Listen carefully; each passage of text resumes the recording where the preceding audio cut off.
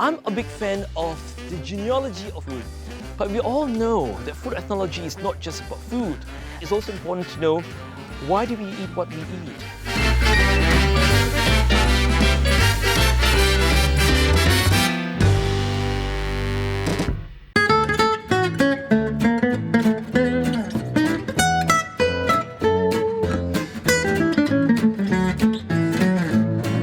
Hi, I'm Khir Johari. I'm the author of this book, The Food of Singapore Malays.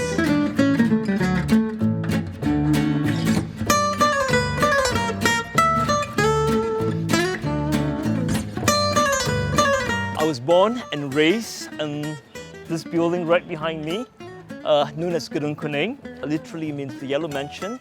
That's located within the Royal Enclave, which is part of the larger Kampong Gelam, the old royal port town of Singapore.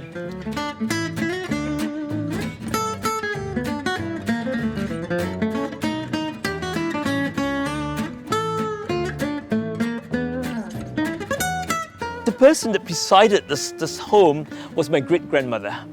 So great-grandmother was the matriarch, and being the matriarch, this constant traffic of people coming to say hello, to pay respect, and we throw parties as well, especially for newlyweds.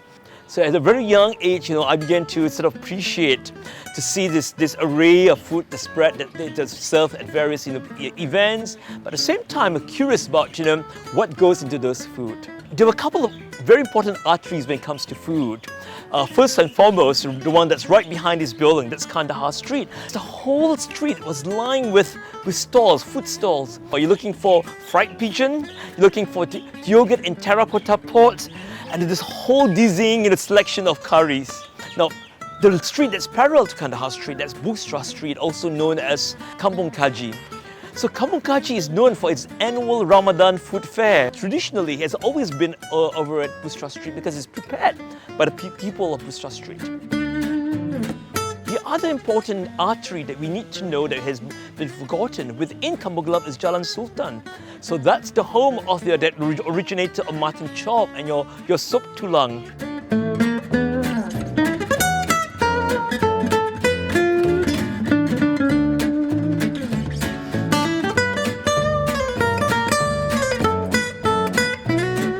Singapore Malay communities is made up of a rich mix of people from Nusantara. The Malays, the Javanese, Banjaris, Minangkabau, Bawianis, and other groups in smaller numbers. And each group brings their own facet of gastronomic expertise and specialities to the larger Malay gastronomy. So earlier we spoke about the food prepared by Javanese. They are the largest sub-ethnic group among the Malays and Malay community in Singapore. And influence comes also from other various groups. For example, the Indian Peranakan that has also introduced things like rose water, your biryani, your dalcha. And then we have, at the same time, there are other sub-ethnic groups like Bawianis. I mean, they have their own sort of favorite dishes as well.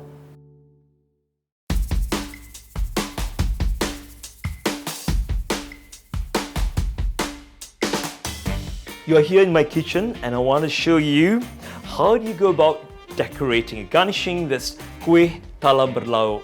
So this is about playing of texture and color. In the Malay world, when you makan something, first it's you makan it with your nose. It has to smell good. And then you makan it with your eyes. So eyes, as we know, the visual is very important. And then finally, you pop in your mouth. Now typically in the past, what we do is, for some kuih talam, we cut it in the diamond shape, and it's called wajit. And it's got its name from the kuih called wajit itself. So this is wajit, the kuih. Traditionally, this is cut in the diamond shape. So any cut, right, moving forward, any shape that is dramatic, that is rhombus or diamond, it's named after this sweet meat called wajit. Most kuihs were cut this way. It looks very pretty because you can have a total of 6 coming together. And not only come together 6, it tessellates. So 6 of this will make a star. So this is how wajit has been cut through the centuries.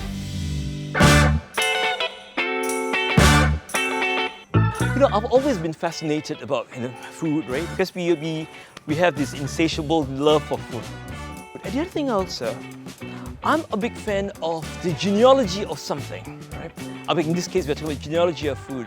So that falls under study of food ethnology. But we all know that food ethnology is not just about food. It's how do you explain, how do you describe a people through food? Yes, we want to celebrate food, but I think it's also important to know, why do we eat what we eat?